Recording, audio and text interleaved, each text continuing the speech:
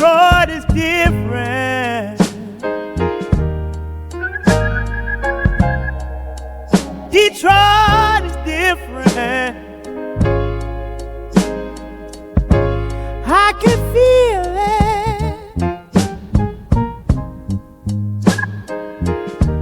Detroit. Welcome back to the Detroit is Different podcast studios. And in studio, I got a guest that I've been wanting to get on for a long time. You know, it's a lot of people you meet, but it's very few people you meet as a child. Like, it's like, damn, that kid is smart as all get out. You know what I'm saying? So definitely a long time. If we're talking kids, you all should already know I am, like many other Black children around the city of Detroit at one point in time, one of those gifted children that went to Aisha Shule. And she definitely is too. It's like a mom that was working there too, a brother, and so much more. Tierra Bills, how are you today? I'm feeling good. It's pretty brisk outside, but I'm happy to be here. I'm with it.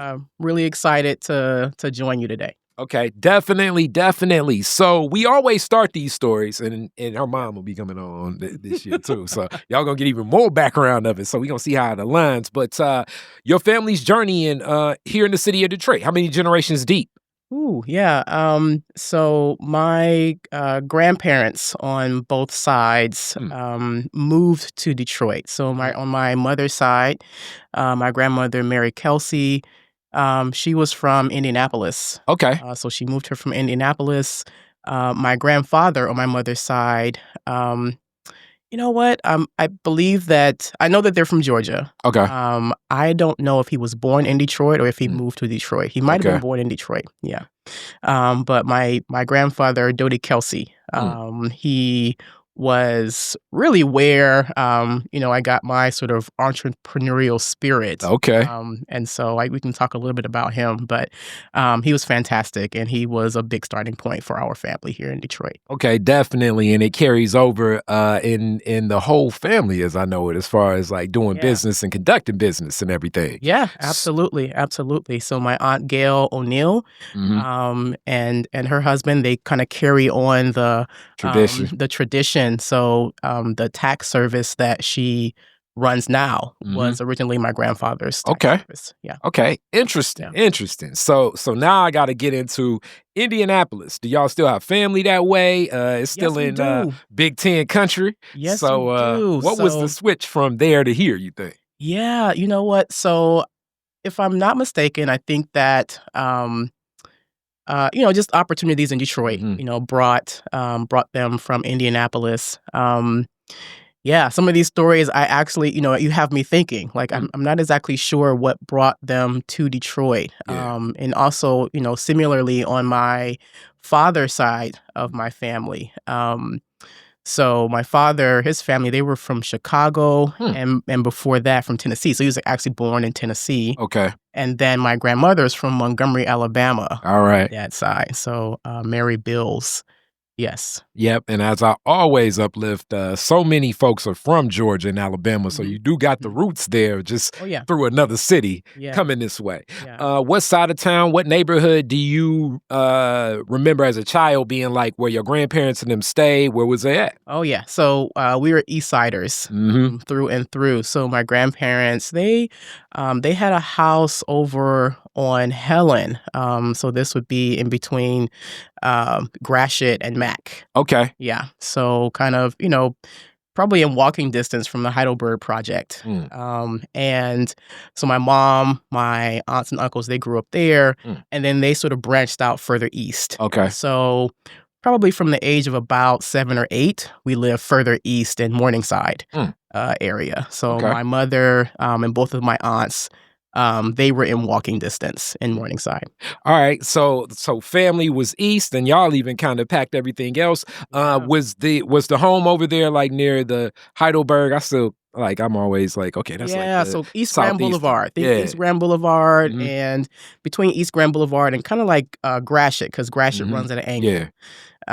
And so we were in that area. Yeah. Okay. All right. So with that, definitely the East Side roots and all of this stuff happening. I know her mom, so I know some of that story. But Yeah. so I would just jump the gun into your mom, teacher, educator, how I remember as a child. Definitely, I know a good part of your life, she was there. What was that like growing up with not just your mom being a teacher, but your mom being a teacher at a school you attend? Oh boy, yeah. So my mother, she is. I mean, she continues to be a trailblazer, right? Mhm. Like she is a veteran elementary school teacher. She started teaching in Head Start, and so she's been teaching for more than 40 years at this point. So Wow. she started at Head Start, and then from there started teaching at Aisha Shule, Mhm. and brought my brother and I along with her. So Yep. I was actually at the Shule too early. I was in preschool, I think, for 2 years because, there was nowhere else for me to go. So she's like, "I'm here. You got to be here too." So at 2.5, I started preschool at Aisha Shule.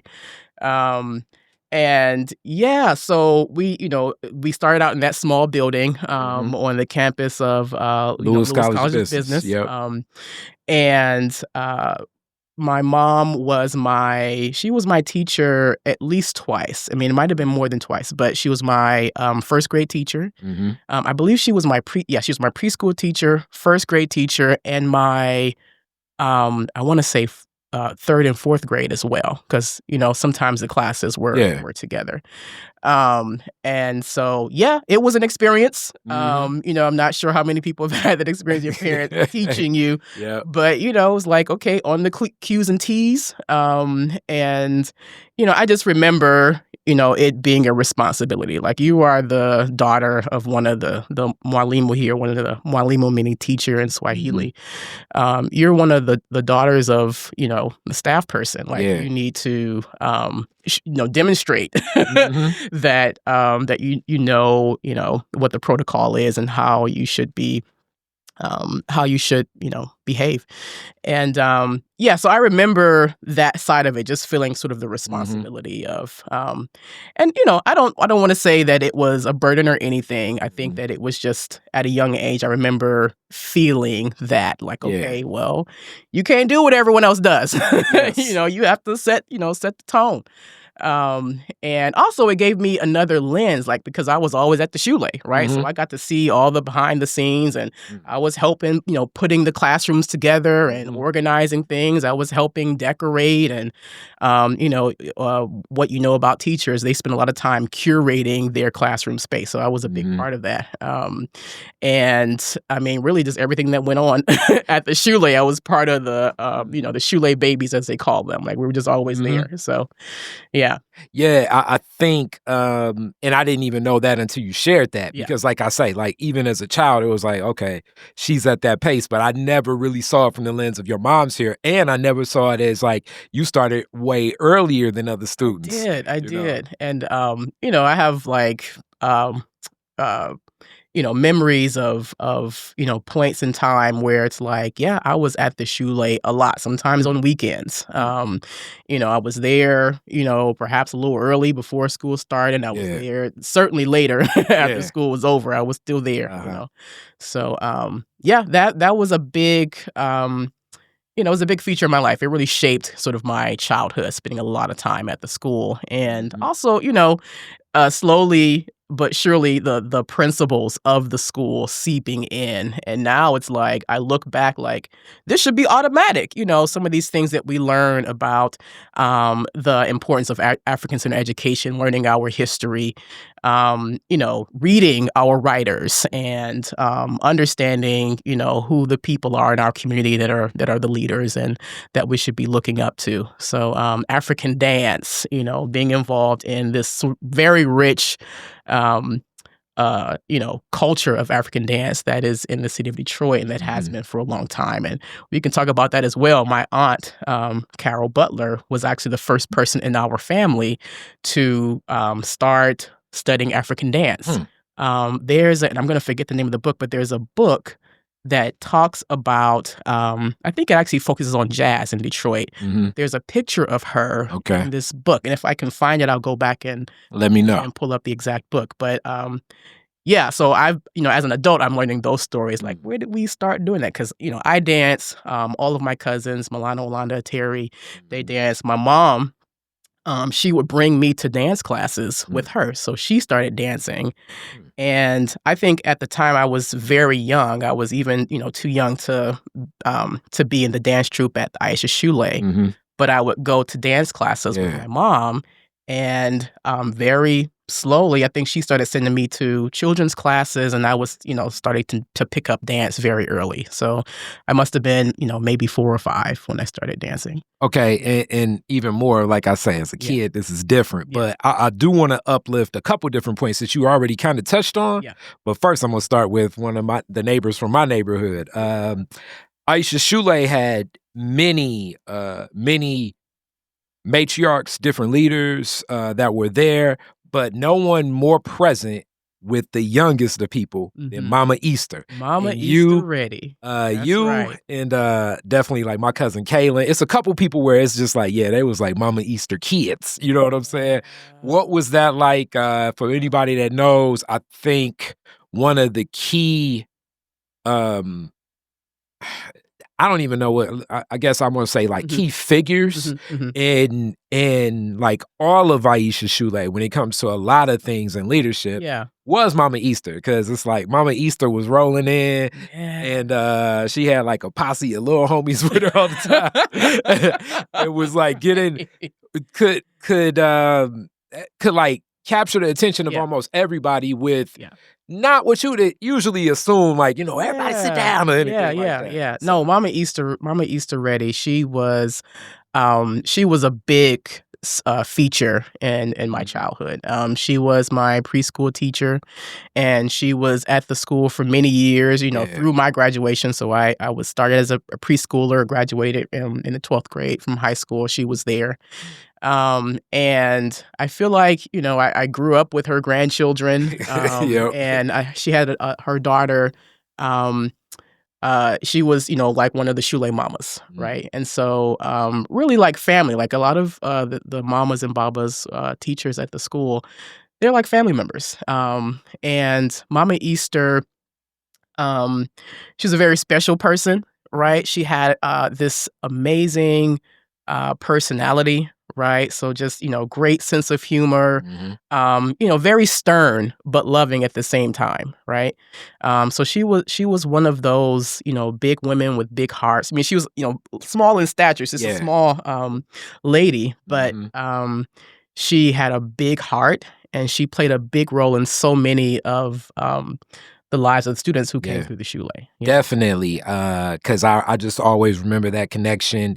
And similar to like what you spoke to with your mom, like I think the if you're teaching younger children, which I don't have a lot of experience in that per se, but it's got to be more interactive. It has to be more colorful. It has to be more creative. And she walked in and just like, it's hard to explain, but it's very much like one of those decades. And she ran a tight ship. She trained many teachers in, how to work with young children. And she worked with everyone. As I understand it, she also fostered many children. Yes. I can remember many of them, being students at the Shule at points in time. And so she played a big role in her community. And she was always serving. Even through her role as teaching at the Shule. So that's one of the things I remember about her, just like the big presence that this, small lady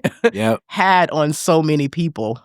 It's really remarkable when you think about it. Yeah. Okay, so now we can just talk African-centered education itself, because so much of this is just naturally, you're starting school so young, you don't know anything otherwise. Right. When does it kind of start hitting you that like, okay, this is a lot different than like some of the kids in the neighborhood on the block or what they're getting? Yeah. So let me think. So I think I would say 2 things that stand out to me. One point when I was, younger, and one when I graduated from high school and went on to school. So when I was younger, I think I mentioned, so I studied African dance. I started at a very young age. Eventually, I started dancing with the dance troupe at Aisha Shule. And what that means is that, during certain times of year, we're like on the circuit. So during Kwanzaa, we're performing everywhere, all over the city, City Hall, the Black Business Enterprise, so we're performing everywhere, and we're performing at schools, right? And so we get to perform on stage at other schools and interact with the students, and sort of just recognizing the impact that we would have and how we were exposing, other students to a part of culture that they probably had not been exposed to before. And that being something that we were able to participate in every year. And so for me, through dancing, it became clear, like, yeah, we're quite different than a lot of schools.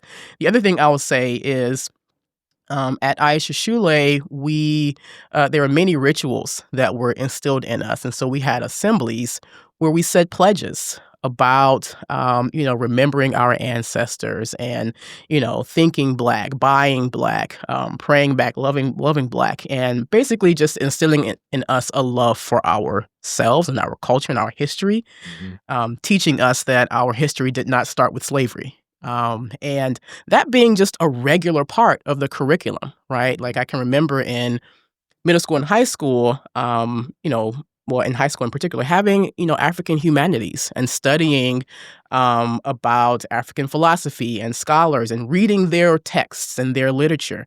And this was just a natural thing. So fast forward to college, and my first year, I went to Florida Agricultural Mechanical University, FAMU.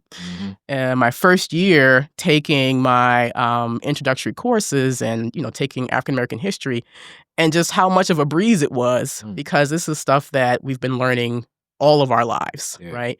Also, reading and writing. So literacy, obviously, this is important for any school, but I felt particularly prepared for college. I can remember just, sitting amongst my peers and thinking, wow, they really prepared us well, because I didn't have any problems, with, doing well in school and in humanities and the writing and so forth. So I just remember, thinking like, goodness, we've been blessed to have this institution that has taught us about who we are, and that has, taught us and educated us in a way that we're both connecting with our history and our people and our culture, as well as, meeting and exceeding, the requirements for, say, high school proficiency and so forth. So we were very well prepared. And, this is something that, should not be a surprise, but I was just amazed, right? Like this little school, that, I can remember the school being much smaller than other schools that you would think about, elementary and high school schools, because it started out as a private school, then charter. But this small school has produced some amazing, people, some amazing leaders. So those are the things that I would say. Just being able to perform about the city, and doing something that I love, doing something that was, training and conditioning and education in and of itself.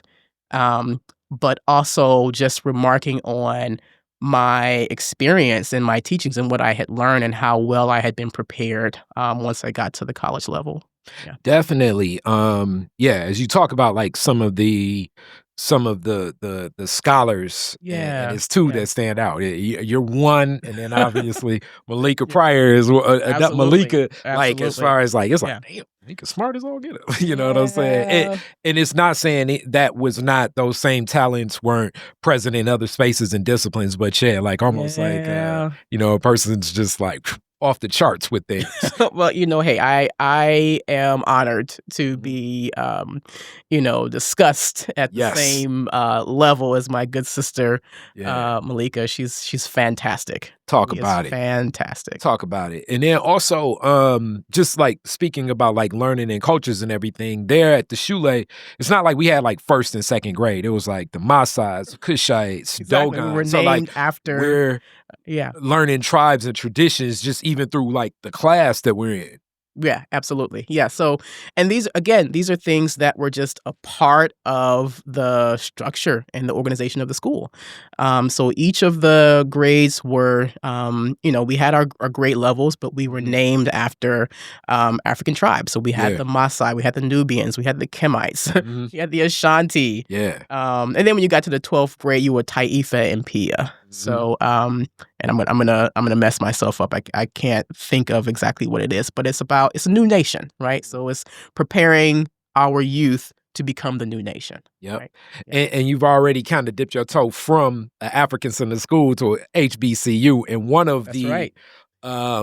You can get a lot of discussions because I know people often lift up Howard, people lift up Spelman and Morehouse, but FAMU is one heck of an institution in a lot of different things. I was talking to Khalil. Shout out to Khalil and like their media program and broadcast, but it's a couple things where FAMU is just like one of the leading institutions in the world on. Absolutely. Why did you choose FAMU? What was the thought process of going there? Oh boy. So, at that age, I knew that I wanted to have an opportunity to sort of go out on my own. And as much as I love Detroit, I didn't want to stay in Michigan to go to school. And we can talk about whether that was a good decision or not. But I'm gonna say as right now, we're in the end of December, so anybody that's choosing Tallahassee over this today, it probably is an amazing decision. There are strengths. There are certainly strengths, and I think it was all good. I chose to go to FAM because in the beginning I was looking to study architecture, and I knew they had a very strong architectural program. There were also two other Aisha Shule graduates, so Carla and Ayana. Were students at FAMU, and so I felt like, okay, I can go to FAM, I can study architecture at this HBCU that has a very strong program, and I can be close to my big sisters, right? So, for me, that was really it. And when I got there, of course, it's just a series of decisions. So I joined the FAMU concert choir. That was a very sort of central part of my time there at FAMU. I started in architecture, and then I ended up switching to engineering, civil engineering technology. And yeah, I think I could probably spend the whole interview talking about my experience at FAMU. But what I will say is, as someone who is still in education, like I am, the number one sort of proponent of HBCUs and the role that it plays in educating our youth. And, the main thing I will say is because of the attention, right? Because the faculty and the staff there are really, they're not going to let students fall in between the cracks, right? They're going to make sure that students are seen, that students have what they need. They recognize the role that they play in terms of a second family, right? And so it's more than education. It's about, okay, we're sending our children, to you all, and they understand the assignment. They're like, we're receiving your children, we're educating them, we're going to make sure that they have what they need, and we're going to send them off, to do bigger and better things and then at the next stage of their lives. So I feel like that is the energy that HBCUs bring to education that you don't find elsewhere, right? All right. And so there, Tallahassee, people know it. Really, it's the highest of 7 hills, yes. It's like a college town because it's like FAMU and Florida State both there. That's right. And it is Florida. You know what I'm saying? So, it's Florida. It's Panhandle, Florida. Yes. So the humidity is thick. Yes. And there's no reprieve from the ocean or anything like that. Yeah. So you're just in it, in the sun and in the humidity. Yes. And I got a lot of family in Florida. It's like the whole state of Florida feel like a swamp sometimes. It's like, hot as all. Ooh, yes. Yes. The Maroons and the Seminoles was. I was there for 5 years. And I remember each year. I remember each year. I remember, the excitement of being on campus. I remember the, just kind of learning and growing and, the energy that you have at that age, the excitement about the future and the next step. I was also, I think, more pragmatic about school. I recognized that, okay, I want to make sure that I use this time to learn and train, learn as much as I can. Will I actually stay in the domain, in the field? I don't know. It turns out that I'm in an adjacent field now. I'm in transportation engineering, which is one of the civil disciplines. But at the time, I just knew that, okay, I'm artistic. I like to draw. I like to craft. I like to paint. But I'm also, I like math. I'm good at math. Very much so. I tried to find an area that would allow me to combine these things. And I'm also, inquisitive. And so I was very interested in research. Even as a undergraduate student, I ended up joining a group in the civil engineering technology program. It was a research group. And my undergraduate advisor, so I joined his group studying traffic safety and traffic safety interventions. This is an area where you're trying to understand how to improve safety outcomes by understanding the behaviors around using safety restraints. So we did surveys and analyses, and we did campaigns to try to encourage people to use their safety restraint. I feel like that. So I was a researcher. I was in concert choir. I was in my degree. I was also part of the Michigan Club, which is a big part of what I did there. So I tried to be quite involved, but yeah, I think that there's just no other place, right? There is a place like no other where you're allowed to grow, understand, find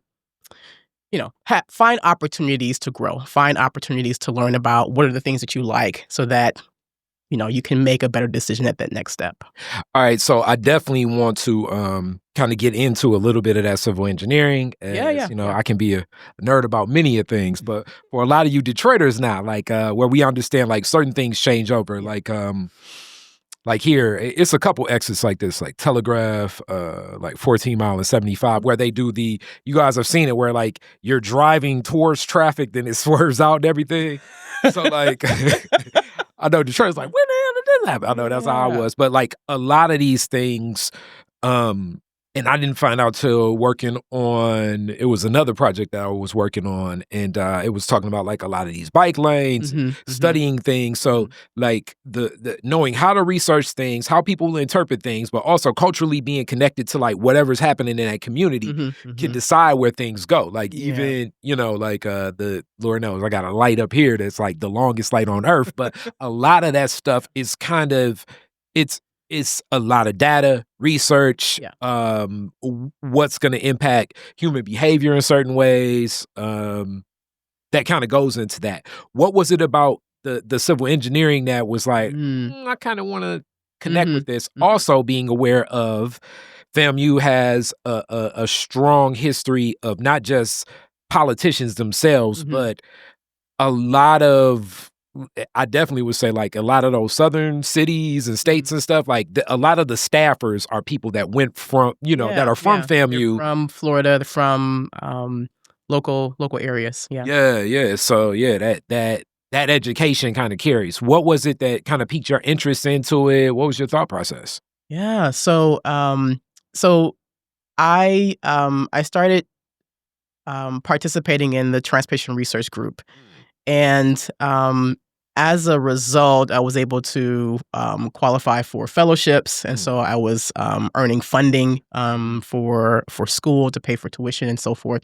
And I also was given the opportunity to travel to a conference, a transportation conference. It's called the Transportation Research Board Annual Meeting. And it's one of the largest convening of transportation engineers, practitioners, everyone who's working transportation adjacent, they attend this conference every year, and as a result of that, participating in this conference, getting to see all of the different sides of transportation, all that goes into, the many tasks of moving people and goods in a safe and efficient way. Mm-hmm. It just sort of, it was mind-blowing, to understand how all of these things work together to help transport people and goods that is ultimately connected to the economy and the gross national product, our ability to participate in economic activity, our ability to move freight and goods, to society, to points of distribution. All of this is what sort of makes the economy move and the economy work. And so recognizing, the role that traffic safety and design of transit systems and design of highway networks and regions. Understanding how all of this sort of works together was, for me, a very exciting thing. And I knew that I wanted to learn more about how this is done. And so in undergrad, I participated in the research opportunity. I was a part of the I wrote an honors thesis, undergraduate honors thesis, and I talked about my work with traffic safety and safety restraint analysis. And I applied to grad school. So from there, I guess I sort of pivoted from what I thought what I would be doing, which is housing renovation. So I thought I would go into construction and housing renovation, come back to Detroit and buy the block. My aunties, buy the block. And my aunties were like, "When are you gonna build me a house?" Hilarious. Like, oh, I'm not doing that anymore. So I went on to grad school from FAMU. I applied to several schools and landed at UC Berkeley. Okay. So I did master's and PhD at UC Berkeley. What era, what years are you making that transition? So I graduated from FAM in 2008. Okay. I got my master's in 2009 and PhD 2013. Okay. All right. Now, during that time, as it's often uplifted and it's, I know for certain Detroiters, like I say, I'm a nerd about drinking in a lot of stuff sometimes. From time to time, it's a lot of stuff in my head. But one of the pressing things, especially like during that time while you're in grad school and getting PhD, transportation is kind of shifting into what they call mobility. Mm-hmm. Yeah. So like even, like the big three, it's like, they're, General Motors will say, we're a mobility company. Mm-hmm. You're like, what the hell is mobility? Yes. So like mobility, and Detroit even has like a mobility manager or whatever, but it's kind of the thought process of like, okay, you own a car, you like drive to like a subway hub, and then you get your bike and put it like on the back of the subway, and then you get off the subway stop and you ride your bike to, wherever you ride your bike to, then you walk to wherever you go. So it's like all of those points kind of connecting. A lot of this really, I think, crystallizes and comes to light during, and I guess this is kind of in that same transition where if you're young, you probably have no idea about this, but there was a point in time where there was no Uber or Lyft. Exactly. Right. So back then you were either taxi or asking a person to drop you off somewhere or anything. Carpooling, perhaps. Yes, carpooling. But a lot of that starts transitioning in that time where you're there. Yeah. What was just being like on the ground? What was like some of the professors' take? What was your take? What was kind of some of the discussions in the field about a lot of this shifting towards mobility and why? Yeah, so I think that kind of gradually happened, for me, like starting in grad school and then onward.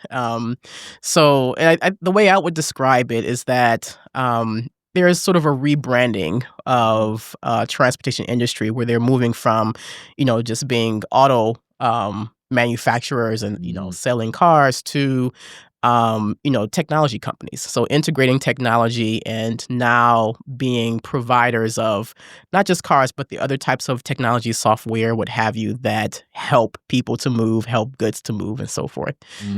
So I think it's, primarily a rebranding, and it's, in many ways, I want to think about what this means for society. I think probably the takeaway is that it kind of shifts the focus away from, just having transportation center around cars to thinking about transportation as a system.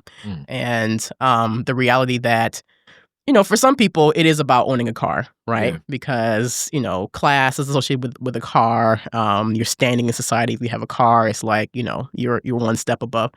But, the reality is that you're trying to get to places where you need to go, right? So, for me, it's about accessibility. It's about, how easy can I get to my desired destinations? How easy can I get to work? How easy can I get to, my mom's or my cousins, or, how easy can I get to downtown recreational activities? So it's about getting to the destinations, right? The need or the purpose of travel as opposed to the means of travel.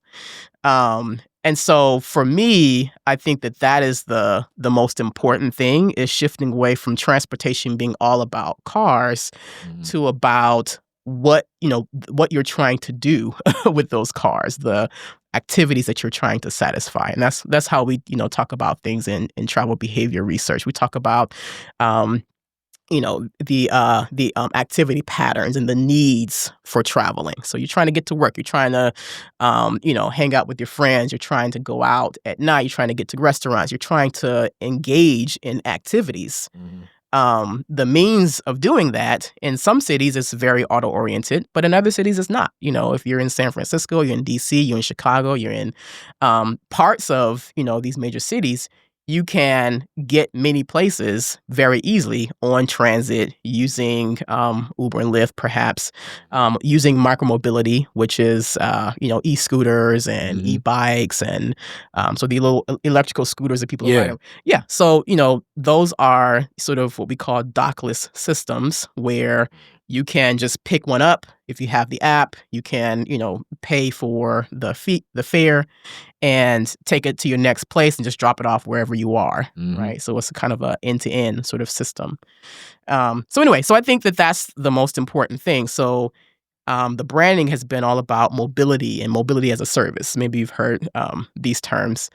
But I think that the takeaway is that, the emphasis should be on, can you get to the places that you need to go so that you can, satisfy your needs and the needs of your community and so forth.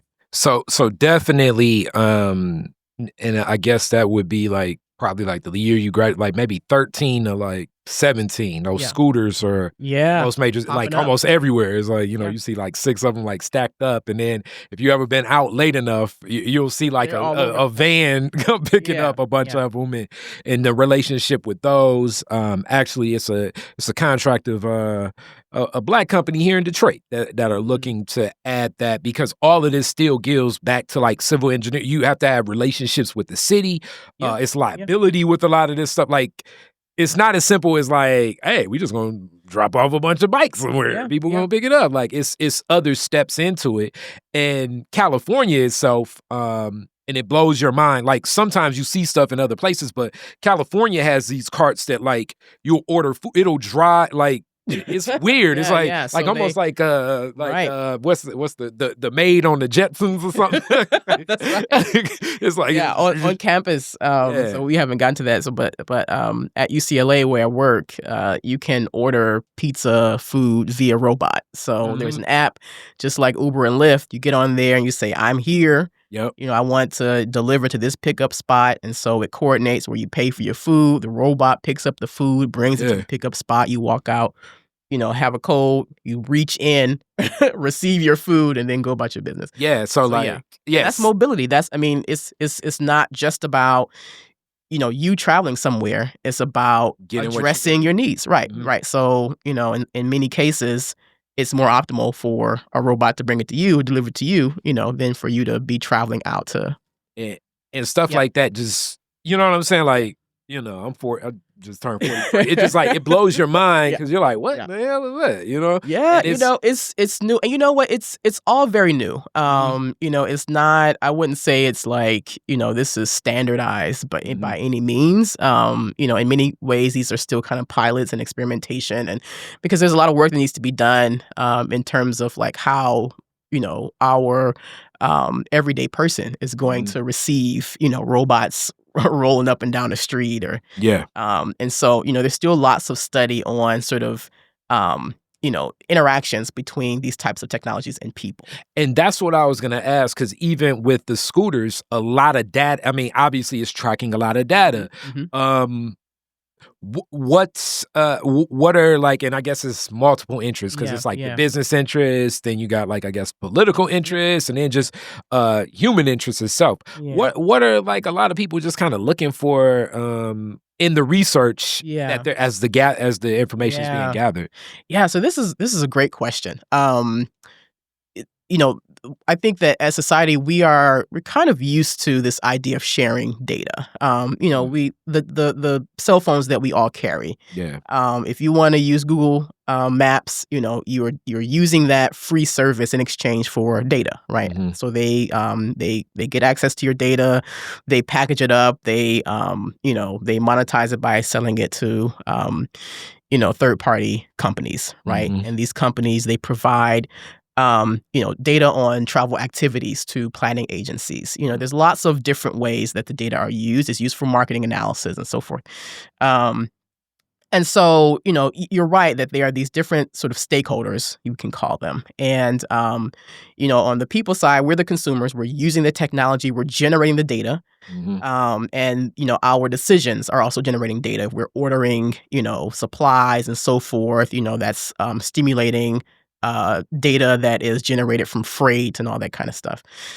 So you have the industries who they want to provide the technology. They want to be able to make use of the data as new products, to package it into new products.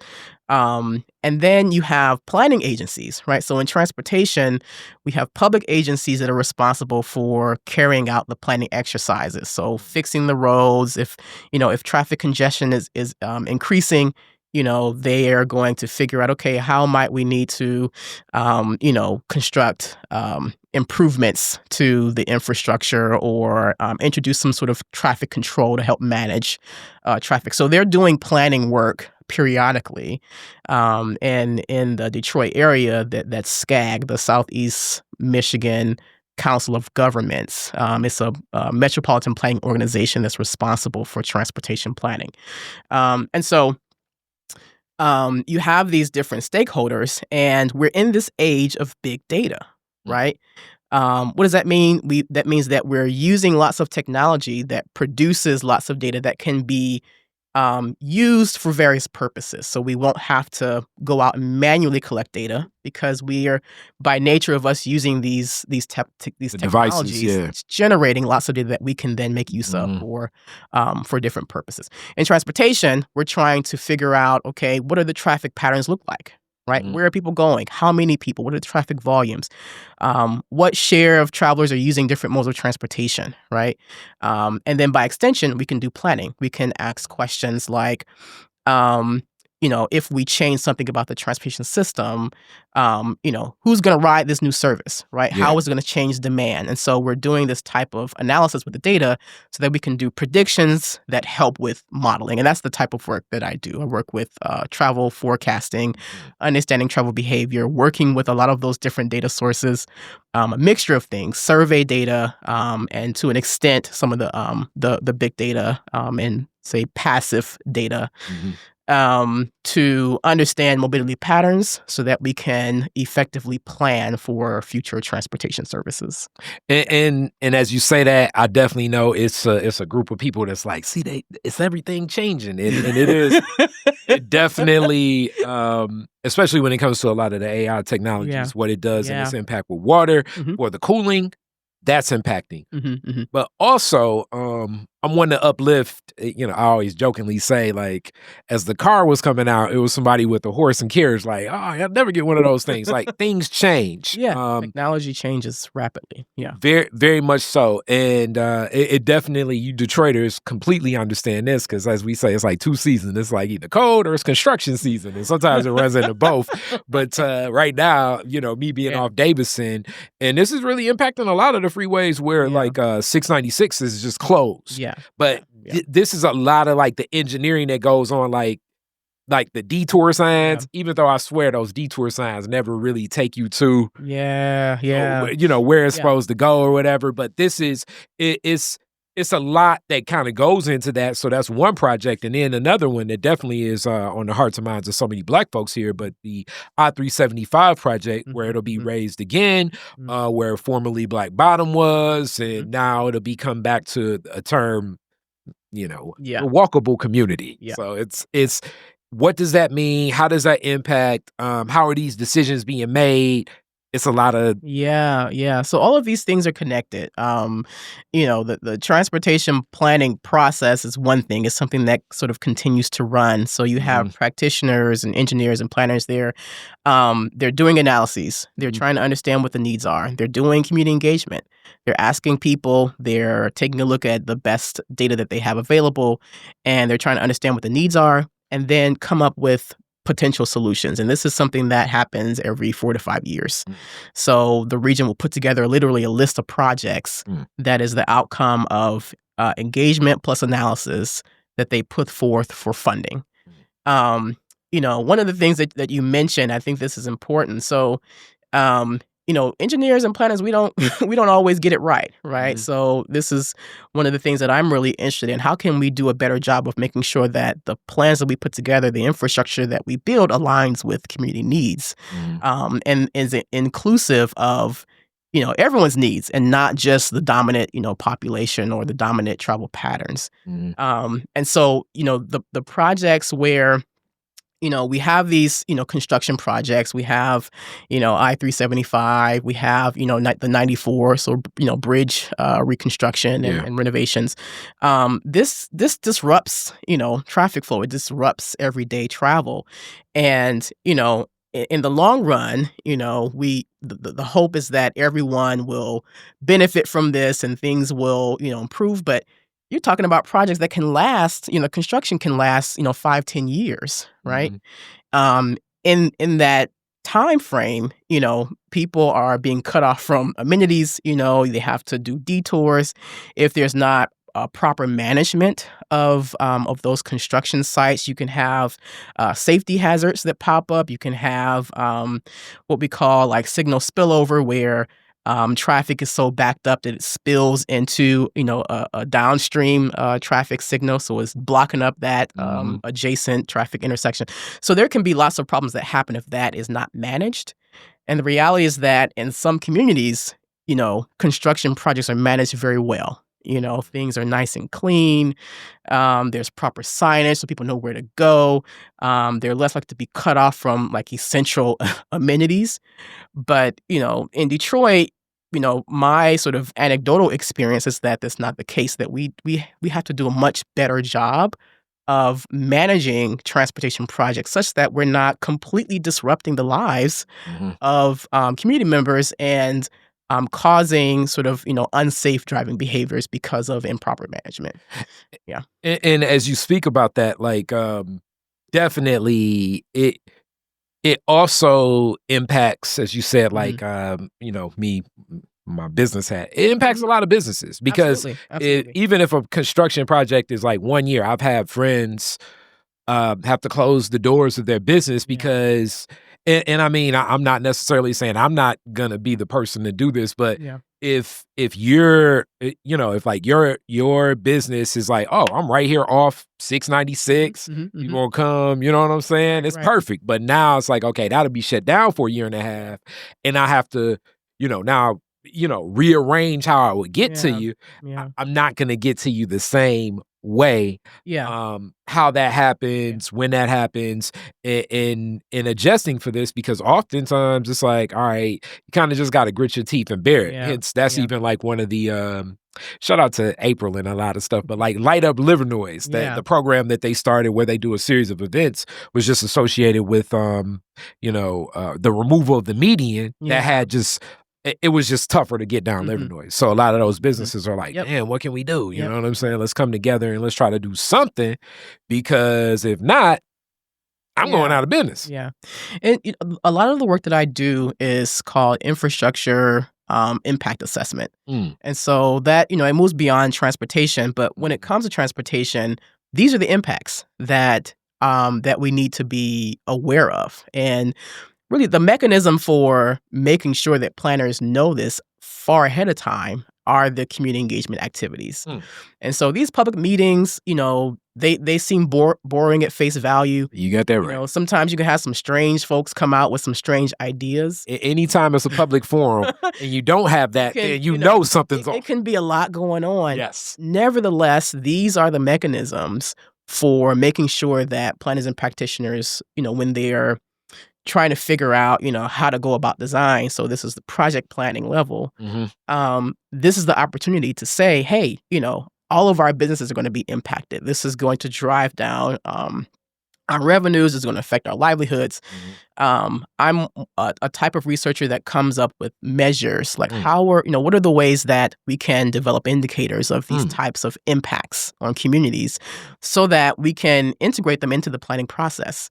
Because the reality is that we should not be designing things that are going to completely disrupt the lives, overly so of communities, of, in many cases, more vulnerable communities. And that's the type of work that I do where we find that time and time again, those who are, bearing the worst impacts are those who are also most vulnerable. So it's like, goodness, like folks are already struggling and we're gonna pay attention to their needs, and we're going to just go about, this project without making sure that they're taken care of, that we're not cutting them off from the limited job opportunities that they already have or what have you. So this is very important. And so, so when you say that, I just think about how, as engineers and planners, we're not doing a good job of making sure that we're integrating understandings of community needs into the planning and design processes. Very much so. And another thing to even uplift, Detroit is just such an auto city. So even as the Gordie Howe Bridge is a classic example. That's been like maybe a 5-year project for that whole Southwest community that already deals with a lot of things. But even I'm a past truck driver, as y'all should know, but truck routes also play a big role, and not just so it's like pollution, noise pollution, but also the roads themselves. And a lot of people don't know this. I mean, I know it because it's a truck driver. So like the weight requirements in Michigan are much higher because the industry that was here. So like in Ohio, I want to say the limit's like 60,000, 55,000 tons of weight, and hence you got like the CAT scales. As a driver, you're supposed weigh to stations. You got to get weighed all the time. But so technically, when you like drive in, especially like from Ohio 75, like all those warehouses. So I got 55,000, and I'm gonna stop in this warehouse in Monroe, pick up the additional to get up to like 75,000 or 80,000, and then I can kind of keep going. Those trucks start driving down these different roads. That clearly has impacts on what's happening with the ground, along with grading of infrastructure. If trucks are, if there's poor management and for whatever reason they're on roadways that they should not be. It's a connection to environmental consequences. I mean, the other thing that I think that people maybe know but have not, don't understand the magnitude. So, in the Detroit area, so combining the Ambassador Bridge and the bridge, I think there's a new bridge. The Gordie Howe. Yes, that's right. Yep. If you combine those two bridges, the freight that traverses the Southeast Michigan area in Canada, it accounts for about a quarter of the trade, of all trade. With Canada, so we're talking about a massive, sort of bottleneck of freight that comes from across the country to Detroit and then crosses one of these bridges, right? So it's a huge thoroughfare for trade in Canada. And I think, last estimates, which was probably like 2010, something like 300 billion in trade, right? Yeah, it's the busiest American port. Yeah, absolutely. And a lot of us don't think about it like that. Even the Detroiters that have been here for a long time, because you're not like, but if you go by there, you're going to always be seeing these trucks. And now with an additional crossing, even more so, we're going to see what's happening. And it's definitely been a whole to do because Matty Maroon is the person that owns that bridge, but he's not going to own this other bridge. But clearly that's going to cut all types of profits from him and all the stuff that happens. So it's deeper, but this all kind of impacts. And even just as that truck driver, this happens probably like once a year or something. You all may not even pay attention, but each each bridge has like a height that it is, so you know what you should drive through or what shouldn't. But usually, almost like I say, once a year, it's gonna be a truck that tries to drive through, messes up the bridge, and now you got to shut the bridge down and redo the bridge because that, you know, and sometimes that's just trucker error of getting caught in, you know, thinking, I'm gonna go over here and try to make this happen instead of going here. Yeah. And, you know, these are truckers from coming from all over the country. Yeah. Right? Yeah. So, yeah. Yeah. So, you know, Detroit is a big deal in terms of freight and trade with Canada. So trucks coming across that bridge. And I think a lot about the communities that live adjacent, you know, to these huge, you know, interchanges, right? I think back in 2010, they redid the interchange so the highway interchange for the Ambassador Bridge. And even as like a very early graduate student, I was thinking about what are the environmental ramifications for communities that live right there. So that's, you know, Southwest Detroit. Yeah. Right. So this holds, you know, I think about 64% of the Hispanic population in the area. Right. Yeah. And so, you know, while they may or may not be benefiting from all of that freight, all of that business is happening, they are absorbing, you know, the brunt end of all of the environmental consequences. And so these are the things that, you know, I think a lot about. How do we make sure that we are aware of the community impacts, right?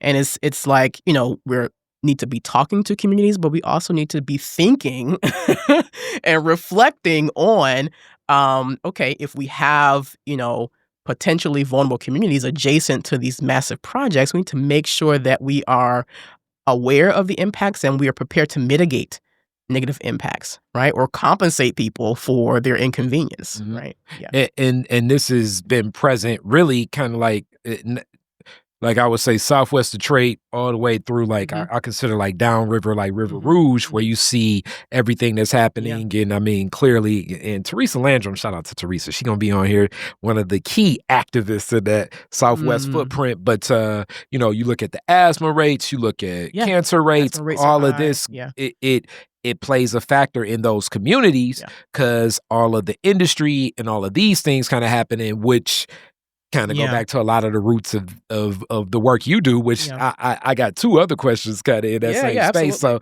the first one is, and I'm guessing this one, but how many young Black women are in this field to begin with? Oh boy. So let's see. So I'm a transportation engineer. And I will say in terms of faculty, I mean, I don't know what the numbers are. It's small. When I was at Wayne State, so I taught for 3 years at Wayne State University here. I was the only Black female professor in the College of Engineering. Wow. Out of about 200 faculty. Wow. I was only tenure track faculty, Black female. When I joined UCLA, there's one Black female adjunct professor. There were no other Black female professors in the College of Engineering at UCLA. Now we have more. Okay. But when I joined that first year, I was the only one.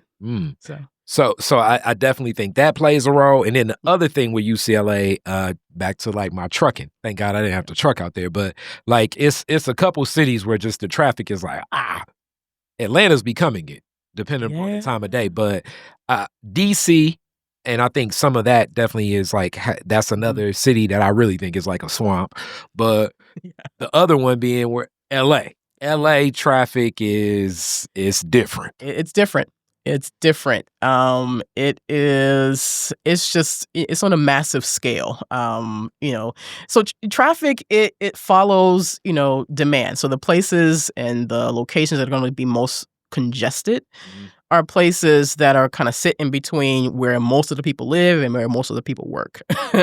And so in LA, the thing that is different is that one, it's just a massive, the size of the city is massive, right? LA is literally a city of cities, right? And so a lot of small cities within the city of LA. And, people are coming from the north, from the west, from the east. They're coming to downtown, but they're also, they have reverse commute patterns that can be very congested. So, the land use will be the sort of the relationships between where people work and where they live. All of this is going to look different for each city. And this is going to impact the traffic congestion that you see. If you have cities that are more centralized, like think about Chicago, where the basic dominant pattern is that it's a radial sort of land use pattern where you have the downtown area and the neighborhoods sort of radiate out from the downtown area, which is right off of Lake Michigan, right? And so the patterns are going to be more centralized, right? There might be what you call edge cities, which are sort of like high density pockets of retail and jobs and in more suburban areas. One example might be Birmingham or was it Roseville area. So these are suburbs, but you can call them edge cities because they have like very dense or semi-dense sort of retail and malls and things like that. And then you have homes and things living around them. So we call those edge cities because you could have smaller patterns where people are just traveling to those areas rather than coming to downtown. So the point is that land use, where people live, this affects traffic congestion. That's why it looks very different in each city. In LA, it's just complicated because there's so many people and they're coming from everywhere. In Detroit, it's still, I would say, probably like, two main sort of patterns where it's mostly central. People are coming in from outside areas to the downtown Detroit in the morning commute, and then the reverse in the afternoon. But then you have like, if you look at a map, there's like a big hub that's clustered like Troy and those places. That's a very sort of dense retail and employment area as well. Yeah, definitely. I know like certain times a day, just my Detroit is like, okay, I would hate to be on 75 going north. Gracious. Anytime like 4:30 to like 5:30, and then it just seems like maybe like, I don't know, 3:30 to 6:30. Some of those pockets are 94, and it's so interesting because it's really like kind of where the Lodge and 94 intersect. So it's like a couple exits it's a lot east of and a couple west. Ramps and off ramps. That is like, I mean, really any time of day, that's like the worst place to be because it's right between two, like there's I-75, which is interstate, but there's the Lodge is basically a state road. It's a major state road. And so the on ramps and on ramps, that's constantly. So as you've like kind of become more aware, working with this, what has been some of the things that has like really piqued more your interest? You definitely spoke to advocating for a lot of the communities, especially what they couldn't speak up for, and taking what you know. What's been like one of the driving things to still trigger so much of already what a beautiful mind is, So, I'll take this opportunity to tell a little bit about what I do. So I'm a university professor. I work at UCLA. I teach in civil environmental engineering, and public policy.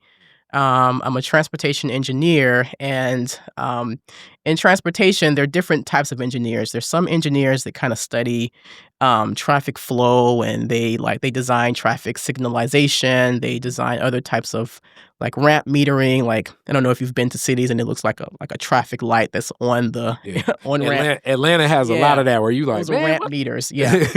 So it tries to regulate the flow of traffic onto the system so that you can prevent bottlenecks in traffic. So that's what we mean by traffic control. And so there are those types of engineers, and they might work with infrastructure, like embedding sensors into the infrastructure to kind of manage flow and Earlier you talked about traffic signals that the timings can be different. They can have on-demand traffic signalization where it adjusts the signalization timing according to the flow of traffic. Wow. Right. So you have those types of systems, or you can have pre-timed, meaning that it's a fixed time. So you have those types of engineers. I'm not that. So I don't do traffic control. I had to learn a little bit of it in school, but I don't do that. Then you have more sort of systems people who they study routing, right? So we look at sort of how many trips people will take, right? So say they were looking at the city of Detroit. We want to be able to estimate how many trips are people taking. What's the traffic volume? The next question is where are people going, right? So if downtown Detroit, you have apartments and stuff. How many people are leaving downtown Detroit and traveling elsewhere, right? So where they're going. We call that trip distribution. And then what are the modes that people are taking, right? So are they driving? Are they walking? Are they taking transit? And then finally, how are they routing themselves, right? Because there's going to be like a certain number of ways that you can get, say, from downtown to Highland Park, right? Yeah. There's a lot of different routes. So the routing is a big question. And that helps for planners to, make sure that they're managing freight, correctly. If they make sure that they understand what are the routes that they should be taking, this goes into, when you are maintaining those roads and the infrastructure, making sure that they can sustain the demand for different types of travel. So all of these things, these planning activities are connected to our understanding of traffic flows, volumes, the purposes that people are traveling for, and so forth. So you have those types of systems engineers. Then you have engineers like me who focus on people. So we focus on the choices that people make. So why do people live where they live? Why do they travel to the places that they go?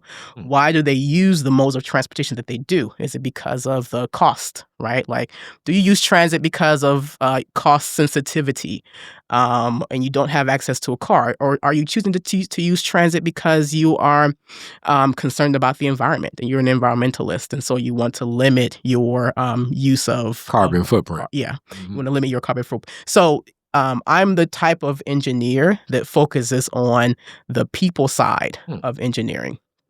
If we design this system, how are people going to respond, right? If we change something about the system and the design, what is that going to mean for how people use the system? Are we going to have more people attracted to this service? Are we going to have fewer? Are they going to change the time of day that they travel, right?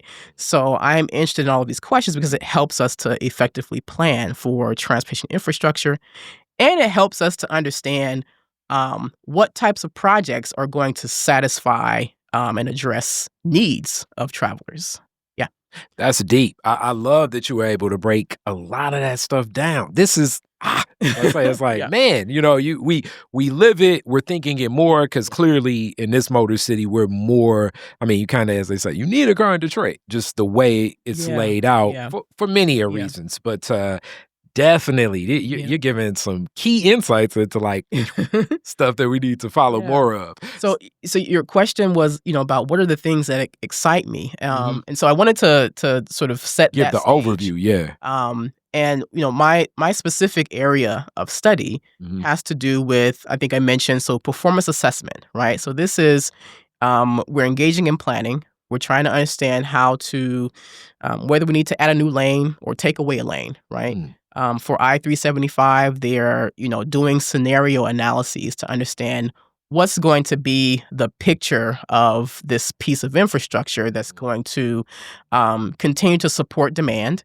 It's going to, try to support sort of restorative justice and give back something that was taken.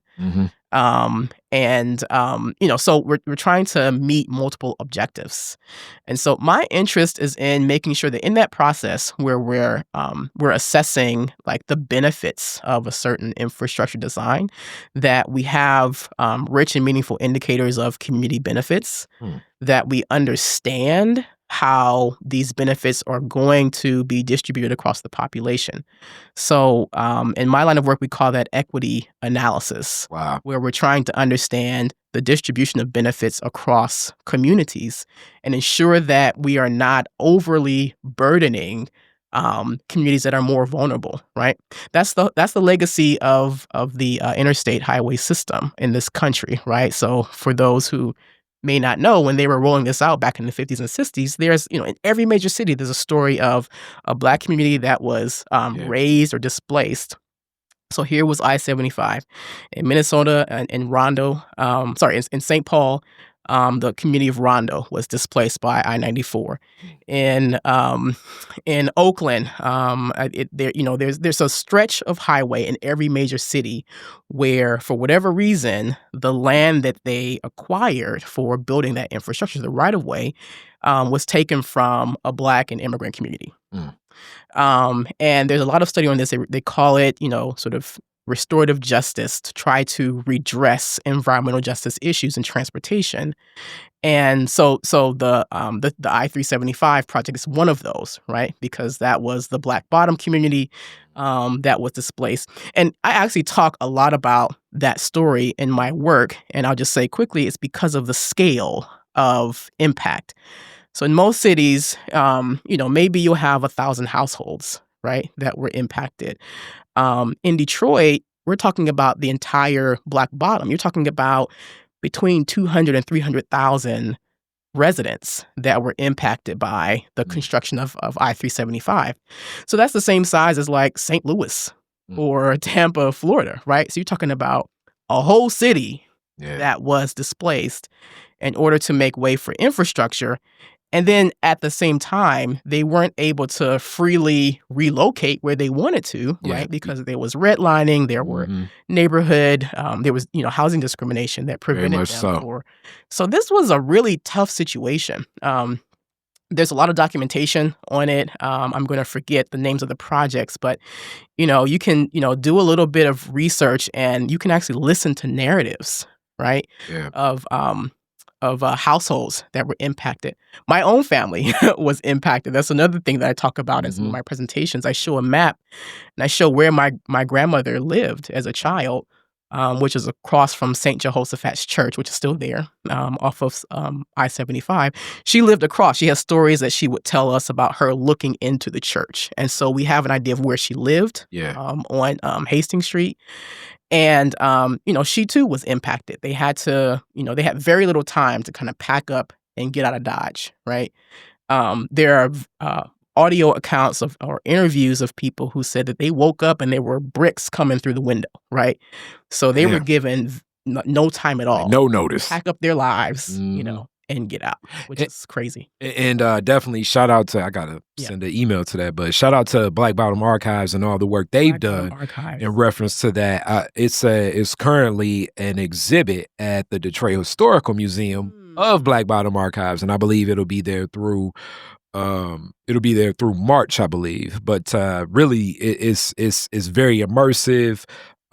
We've heard these stories, but now you kind of are seeing in your work, like all of the layers of having a better understanding of a lot of this. And clearly, a lot of traders is like, because it's Black folks. And a lot of times it's important. It's important, so, thank you for raising it. I believe it's the same one that I was thinking about. There's an interview by Councilwoman, our past Councilwoman, Joanne Watson. That's like my Watson. guy. She talks about her experience. And it's just, it's a really powerful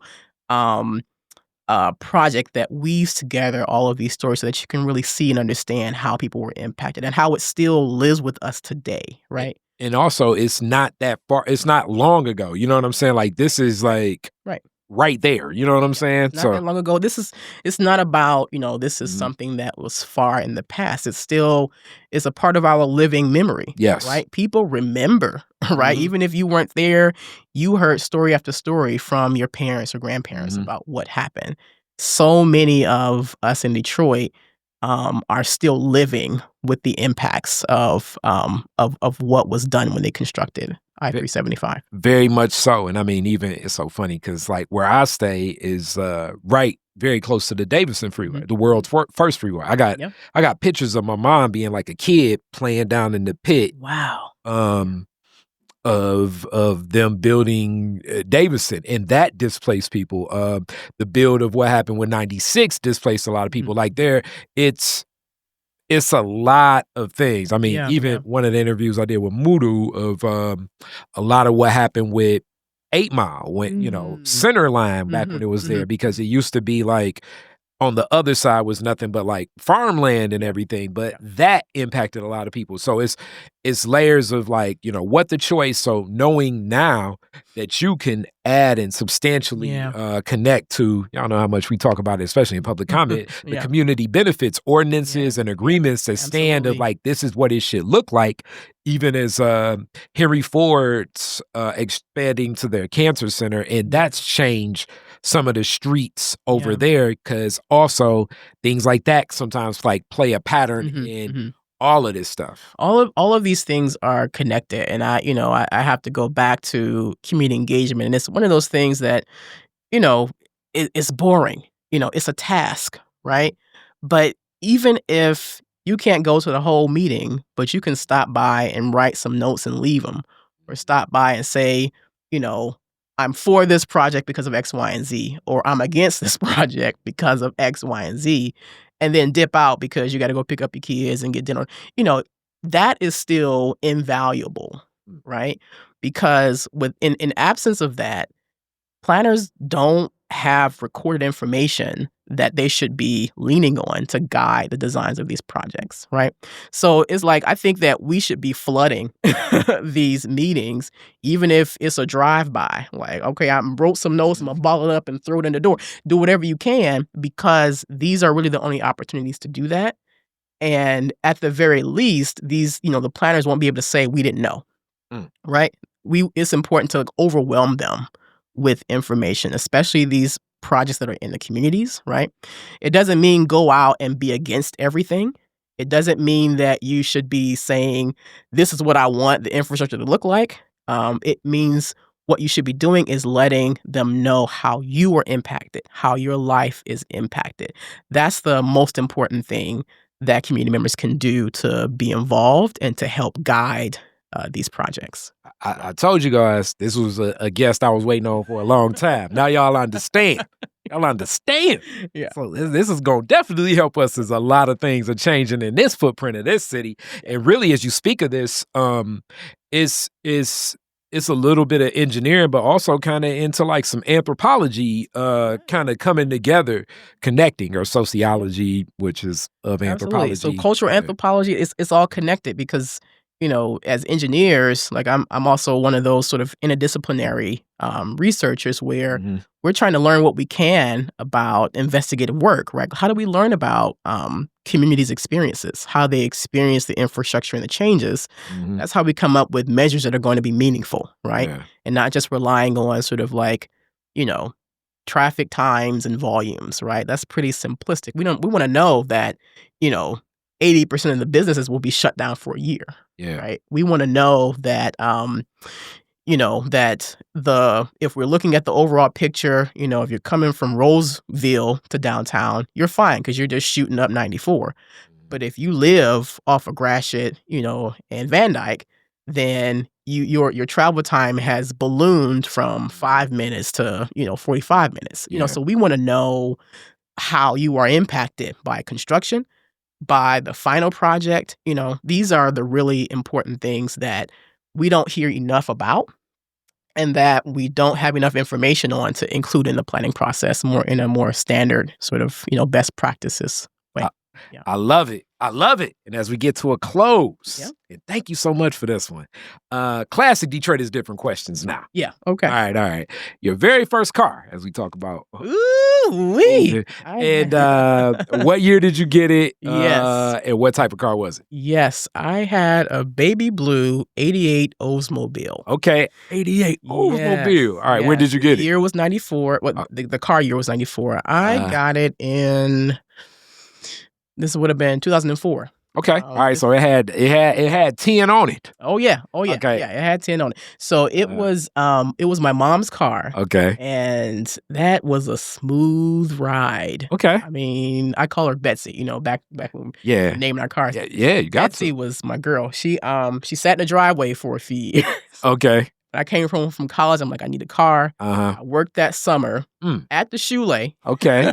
Taught elementary school math for the Okay. whole summer so I could get the transmission for this car Okay. that was sitting.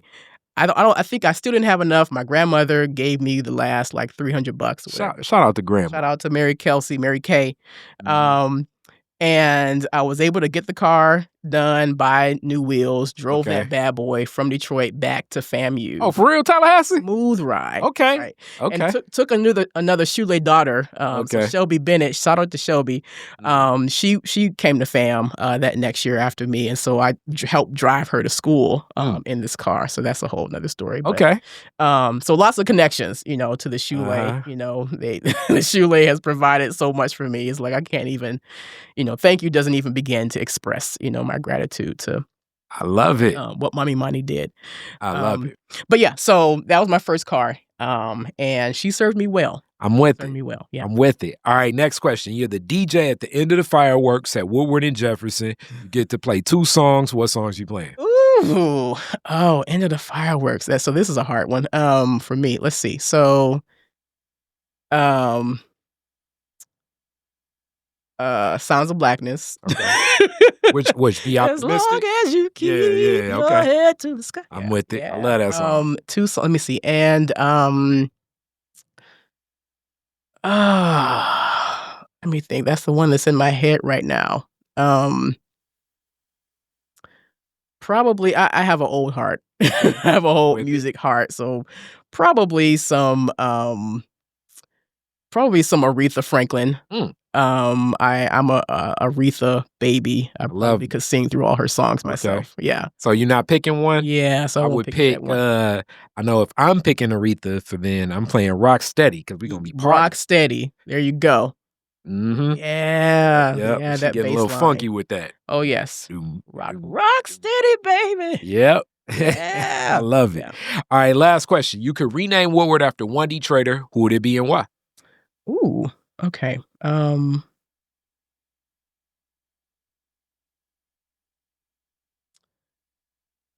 Honestly, I would name it after Coleman Young, our first Black mayor. He is the most spoke about, but why for you? Yeah. Coleman Young was actually a member of my church, New Calvary Baptist Church. Wow.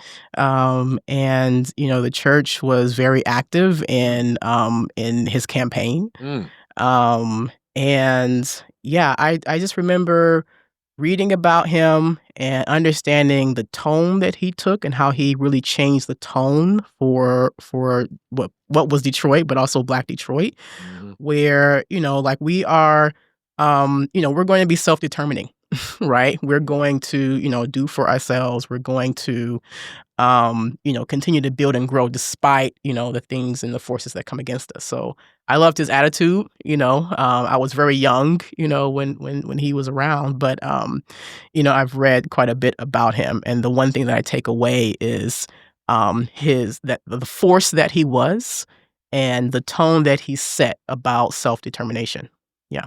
I love it. Yeah. Thank you so much. Yeah. Thank you so much. Absolutely. Doctor. Coming in here dropping some knowledge. I'm gonna definitely be reaching out and connecting you to some people that I know, because I think what you offer and what you connect with would only add more to what they're doing. As y'all have had these questions for forever in Detroit, you like, damn, they're working on this road again. Yeah, right. Right. Yeah, and that's the thing. It's like, is anything changing? Is anything improving? Like, that's the kind of the nature of transportation. Things take a long time, but there's a lot of opportunity to be involved. So I'm with it. Yeah. I'm with it. With that, peace.